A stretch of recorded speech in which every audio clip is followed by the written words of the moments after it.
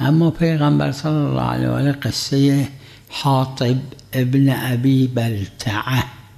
که هم آیه داره تو قرآن کریم،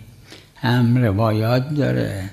همچون تاریخ پیغمبر صلی الله علیه و آله تو کتب عامه و خاصه اومده، اونجا ببینید که پیغمبر جاسوس مشرک که یک زن بود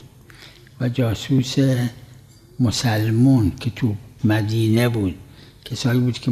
به ظاهر مسلمون بود، حاطب ابن ابی بلتعه اسمشه. اون هیچ کدوم از اینا رو